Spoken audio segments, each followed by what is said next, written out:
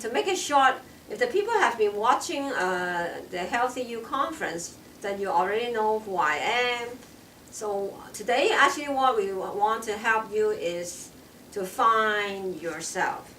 And then we have this beautiful guy, a good friend of mine. His name is David Watson. He has, I would say, a lifetime of experiences, knowledge, and wisdom, really. Yeah, I sort of have some, right? Isn't it? So, and then he actually is someone so special, and then we call him life strategist. My English is getting better, eh? Strategist. Life strategist. Strategist. Yes. Oh my God, thank you. That helps. A life strategist. Isn't better. You know, I'm still not very good at certain English, which is the fun of having me too. Thank you, Dave. So he's a good friend of mine, so you just really can joke around him. He will always be forgiving. Thank you, Dave. Speak for yourself. Yeah, awesome. So today we want to help you to find yourself. So maybe we want to find out who he is or something. So he did give me a bio to read. It's just amazing. He said, Teresa, you know me. You don't need a bio. Oh my God. Over 16 years you've known me. Why? Well, I don't. So I bio? just say I know this guy 16 years really. And then what does he do? I know him in many ways. He helped people balancing, I guess, the emotional bodies with different techniques he learned in his life, and his personal coaching is very unique. So he is just a truckload of knowledge. Oh my God, is that beautiful? Truckload of knowledge. So the other thing he is very good at, he's also a deep trance channeling. What's that? Oh, we're not going to talk about that. It's the Edward Casey style of channeling, but not everyone is ready for channeling sometimes. But it is something very special. He is doing that too, and then he has been helping people all walks of life, and it's common for his clients to be practitioners, or maybe people in mediumship, psychic readers, masters of different sort, because he helped you to, let's go back to the topic today, find yourself, right? Yes. And it actually, we just go to you to find ourselves, right? Well, people often say, finding myself. What's that about? Well, I've had people come to me all the time. I do one-on-one work, life strategizing, and the first thing they'll say to me is like, I'm trying to figure out who I am. So, you're a man with some beard. Well, that could be it, but that's a description of what I am, not who I am. Ah, you see? You see, so that whole process is a very important process, I think, for many of us. And when we start asking ourselves who I am and what am I, and it's like the classic question, I think, therefore I am. I think. So when we get into that kind of process, we begin to delve into the deeper aspects of our life process itself. Where we're going, what we're doing here, where were we before we arrived, where are we going, but most importantly, what the heck am I doing here right now? That seems to be the biggest question. So why are you here today? Because you asked me to come here. Yeah, so I asked you to give some tips to the people about something you know that I want them to know. Well, lots of That's cute. tips as to finding yourself well. Yeah, so the tips that he decided to do will be finding yourself. So, isn't that awesome? So I usually ask people in a different way. So the one way I will be asking people is, how did you become who you are now, right? Well, I it's started kind out of as nice a to have child. some knowledge there. How did I begin? Well, listen, when I was a kid, I didn't think that I was going to grow up and become a life strategist or a deep trance channeler or any of the other things that I've learned to do and have practiced over the years. I didn't expect any of that. I thought I would be, I don't know, something to do in business. I worked in a newspaper when I was a kid, in Toronto, met a bunch of interesting people. I worked in advertising, I worked in marketing, I did all kinds of interesting things like that. But I never felt like I was doing what my life's purpose was. And I always felt that I was doing that just to fill in time. I think you even sell cosmetics. Well, I had a beauty. I had That's a business he was franchise selling. for beauty supplies. Exactly. Yeah. So he was really amazing knowledge in all kinds of business. Yeah. It's in the hair business. Hair business is not hair business. You see, so he's really understand. That's why when people are doing business, go to you. It may help them too because you actually run business. Well, yeah, that's exactly. one of the things people do come to me for is to work out strategies for business and that sort of thing. But not so much to figure out what to do as a business person, but more of how to express and to see where they're coming from as a person within their business so that they feel more comfortable with what they're doing and they feel more in charge of what they're doing because that's basically what all boils down to is people. And that's my process. Finding yourself is about taking charge of your life, about deciding that that's who you are, and who you are is the person that is carrying you through life. So how did you find out your journey is not supposed to be in business, right? Well, why are you doing all these business stuff? Well, when I was 25, I had been meditating for many years. And when I was 25, I had this unique experience. I went into a meditative state, and like 7 hours later, I opened my eyes, and I thought that I'd only been meditating for like 5 minutes. It was dark outside, and I was living in downtown Toronto. Oh, look out the window! I'll never forget the CN Tower just blinking there, and it looks like some magical beacon of light, because it was very late in the evening, and everything was filled with like almost like energy. It was, I could see things like the energy. Things around, and I didn't realize until afterwards that I'd had, sort of a major experience. But it's one that I never came back from. You see, once you have a major experience of this nature, it shifts your consciousness. You go from being here, and this is the way the world is, and apparently, and everybody else tells you it is, and to over here, in which you have this subjective experience that you can only explain to yourself. You can explain to a few people about, oh, this happened to me, and they sort of go, that's interesting, I get that. But so many other people hear it and go, okay, nice talking to you. So you have a tendency to go undercover, so to speak. And that's why finding yourself is so important, because there's so many of us out there, especially today, younger people particularly. I mean, so many young people. Do we need weird experience to find ourselves? What's that? Do we need weird experience to find ourselves? Because not everyone have that 5-minute weird experience, right? Well, so what life is a weird experience. How can they tell? I guess like what is something that will really wake them up, right? What is something that will wake wake people up that is a special experience? Well, it's unique. It's the individual as to what their experience is. Mine was going into a meditative state and waking up and having everything with this light all through. And then learning to live with it for the rest of my life, which I still see. I doesn't remember. go away. So. I remember you talk about yourself seeing a cross on fire, right? Well, now that happened. That happened another time when I was 21. 21. Not 25. Like a fire on a cross, dashing at him. Is that what it is? It wasn't quite that. No.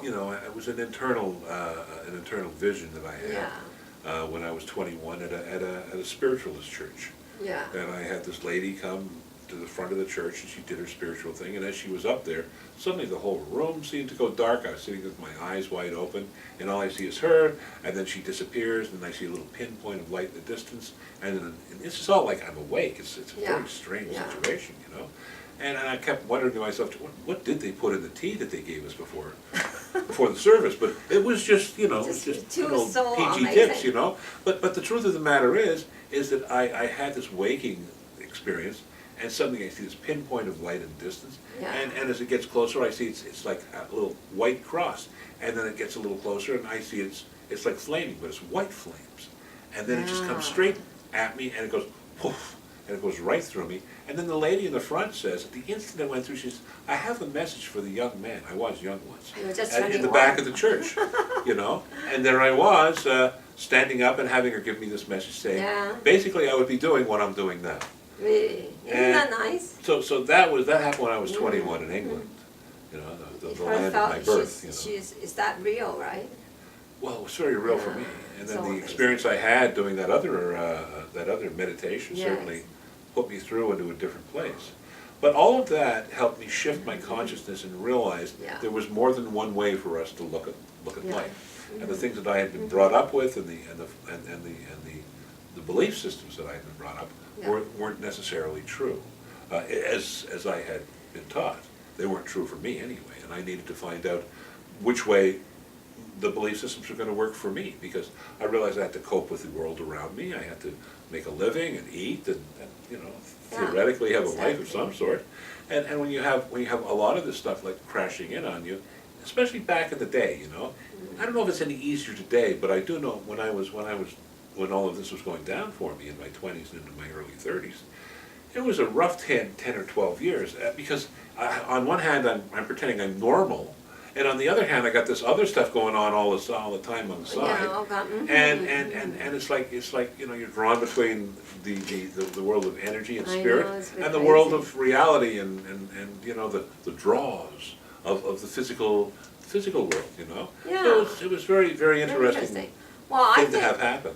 I think it's really interesting, the part that you spend many years doing really business, and then you actually completely got yourself out of it, and you're in a totally new profession. My goodness, I never even thought about talking to you that they actually was really running business before. Well, I started doing it full-time 2001. That was nice. Yeah. To- You notice I don't have a Rolls Royce or a chauffeur yet, so. Well. It's not something you make a lot of money. Yeah, I'll but take this my word is- for it. But you don't do it for money. You do it because it feels like you're doing something that matters. Well, yeah, Yeah, I mean, and it's I think- nice for the audience, some of Yeah. them is in a business, they know they are not supposed to be there, but you can actually shift, they just need ways to get yourself out of it as possible. And then David is one Yeah. example, Yeah. that is like a leader for others in many ways. Yeah. And if I have a problem, then I'll talk with Dave, for instance, because he's a good person for me to talk, and someone that actually can, let's say, match my energy level, and then he will make me feel So good you- when I talk with him. So I see, I'm just giving him a good promotion. I'm not charging anything to do it here, but I just thought it's nice to acknowledge someone that is beautiful in your life. Isn't that right? Yes. Is that awesome, right? So okay. Thank so you. so what about other things? Other things. Other things about. What am I doing? Well, today we're not going to talk about channeling. No. Yeah, so we're going to talk about the mind more, right? Well, everything is mind, isn't it? Yeah, so because he has so much knowledge really, so maybe you just pick up something and then I know start giving this us much. more tips now. This much. Yeah, just pick up a You few can hardly things. see that little tiny space between my Yeah. fingers. Exactly. So We live in a universe of infinite consciousness, infinite understanding, and infinite distance, and everything else. So we are just a piece of that, just a part of exactly.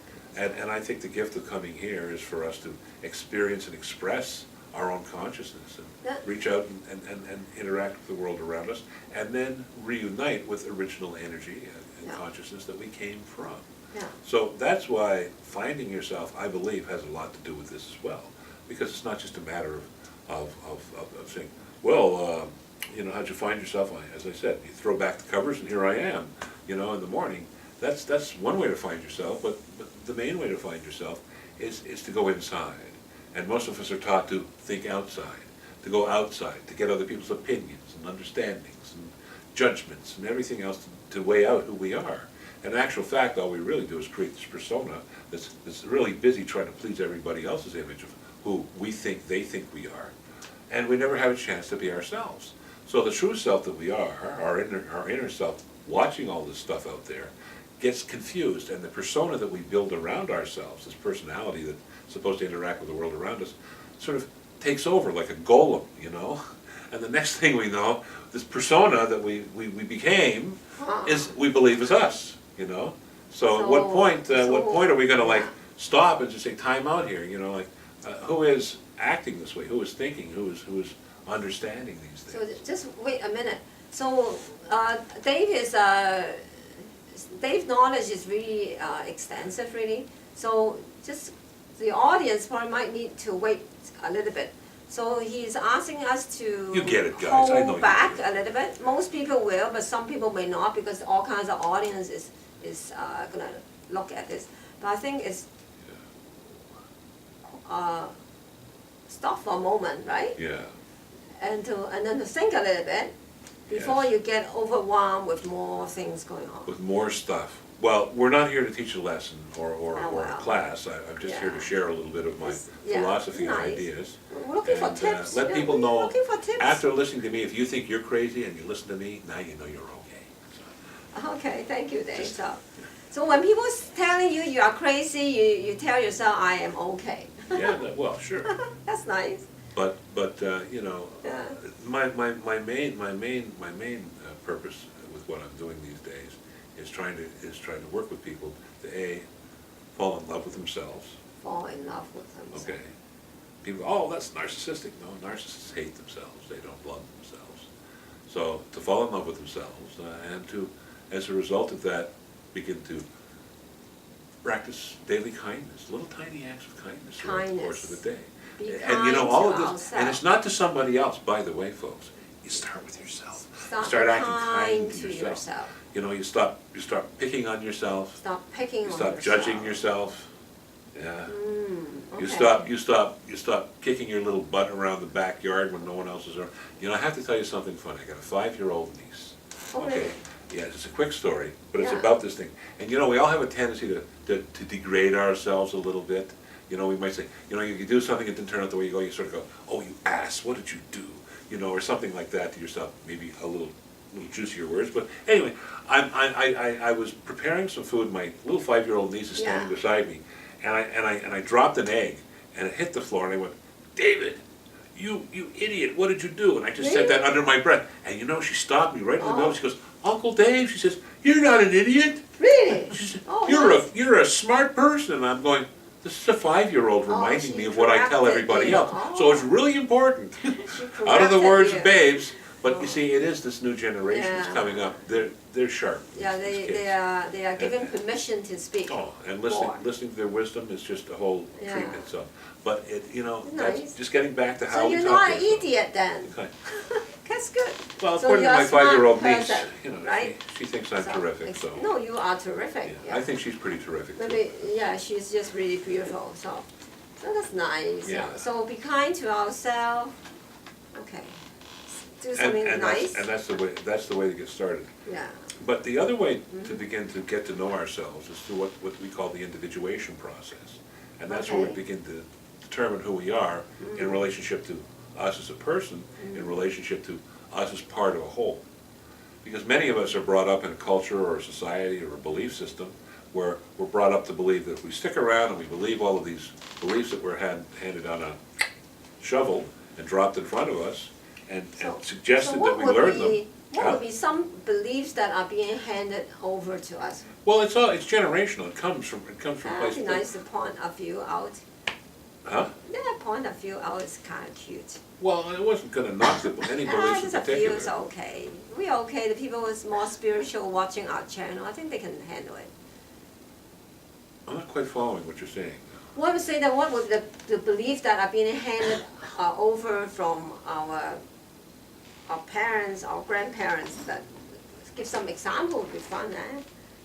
Well, I don't know. There's all kinds of beliefs. I'm sure many people have beliefs depending on what part of the world you were brought up in and what mom and dad's beliefs are. But it's those beliefs that we have a tendency, as I say, to take on to ourselves. But at the end of the day, when we're working with those things, we also have to begin to see where we're going to stand as far as where we stand socially and where we stand spiritually in our lives as well.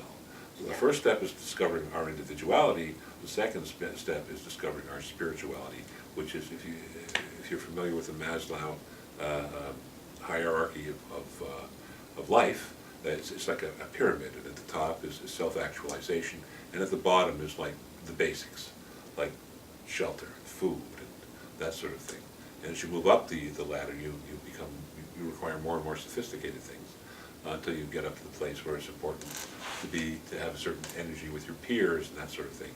And then once you get past that level, you get into a level where you start going for your internal process. And that's what I was saying earlier, is you go inside yourself to determine not how you relate to the world or how the world relates to you, but how you relate to yourself. Isn't that lovely? That's really lovely. Relate to ourselves. Yeah. Okay. Yeah. So it's that part. It's that part that is important with the kind of things that I do. So I think I do teach classes that have this kind of philosophy attached to them. I'm going to be teaching with an old friend of mine, somebody who I've known for 35, almost 40 years. And he's the one who actually taught me this class first, over 40 years ago. It's called the Keys Course. And the Keys Course is like saying, here's some of the keys to life. Here's where you can stick the key in and like turn the engine and get yourself back on board, back in balance. And the Keys Course is going to be, it'll be 2.5 days, one Friday night, Saturday, and Sunday. And I think we're going to be doing it in Burlington about the middle of August. We're just finalizing the times on that. It's really a wonderful class, so we talk it and really learn something important. And then many people actually had shifts in the class. Yeah, well, it's really well. They say shift happens, right? So, yeah, it's really good. So Dave is really so many good knowledge, really. But one of the things that for myself is I never really understand what is belief system. That's why when he was talking about belief, then for me it's back probably 10 years ago. I don't quite understand what is belief, right? So that's why I was talking about wanting him to say more. I guess one of the things, as a Chinese lady, is the belief of man and woman role in the home is very different than how people see in Canada. So that would be a belief, for instance. So a woman usually in China, they usually is the one cooking most of the time, although things are changing. But that would be a belief woman should be cooking in the kitchen, right? But mind you, one of the best cooks in the world is actually man. So these are all beliefs in a way. So that's why, what is belief? So it'd be nice to actually think about what is your belief. That is actually, that Dave taught me, is what is not yours, really. So what is not yours? It's a social belief. Is that, so that's the kind of thing well, too. This is what I was saying a little earlier, exactly. and just to get back to it, is to understand that a lot of us identify with our culture, our beliefs, of family beliefs, and that sort of thing. But in actual fact, we believe that's who we are. Yeah. We believe we're those things. I'm an American, I'm a Canadian, I'm a this and I'm a that, and I'm a Leafs fan, and kind of like that's how people define themselves by the groups and the organizations and the countries they live in. But it is part of who we are. I mean, it's definitely acknowledged that cultures shape us, but they don't define us. That's our job, is to define who we are within our culture. And that's how change happens, and that's how new ideas come into the fold, and that's how even the apparently oldest and most staid belief systems in the world are subject to change because of an idea. So people are very scared in general too. About what? About just worry, right? The worry about things. Well, a lot of the fear that we carry is a fear that comes from fear of failure, sometimes fear of success, sometimes fear of invasion.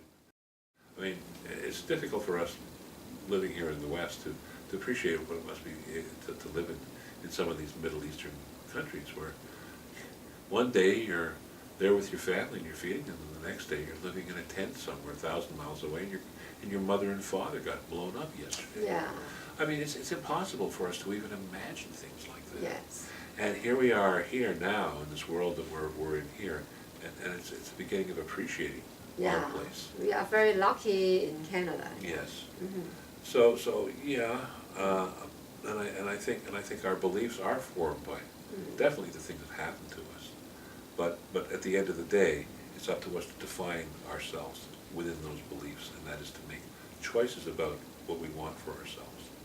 And sometimes they go against the social mores of our time. Sometimes they go against the general belief systems of the society that we live within. But as I say, that's how changes happen. And sometimes we need a little bit of a revolution, you know, because revolution and evolution actually come from the same root, don't they? Yes. You know, so we have to realize that part of that revolution has to do with changing and realizing that even with what appears in the world to us to be so stinky and rotten right now, just remember, if you've ever walked past a great big heap of humus and that sort of thing where they're throwing all the garbage, you keep turning it over, turning it back into earth, and new life comes from it. Yes. So we have to look and see the things that are getting knocked over right now, and realize that out of that new life is going to spring in, and it always has, it always will. You know, one of my favorite visual pictures is an asphalt driveway with this little weed pushing the asphalt apart coming on the top. And it's happened, actually. It happened in my own driveway this spring. But you know, it's interesting that that's what we have to realize. And then again, finding yourself means finding that strength within yourself. So, not identifying with the world around you, but identifying with yourself within that world.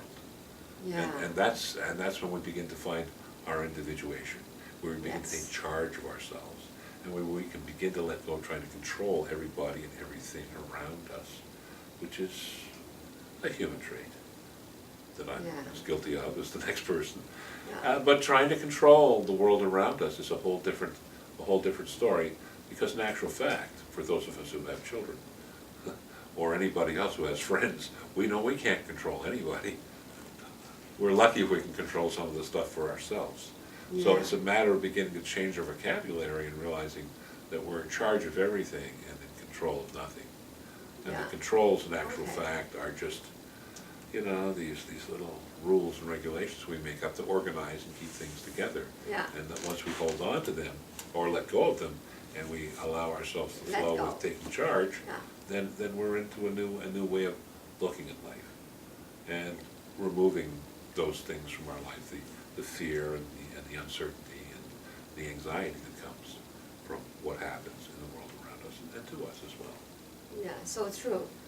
So Dave also has written a book, that really amazing book about the conscious omniverse. The conscious omniverse. So what's the book about? Maybe you can help. Well, I just refer to the book as like a basic primer to you know, some of the things that we hold to be truth in life. You know, it just covers some of the basic stuff. You know, like I don't know. Here's a couple of the small things.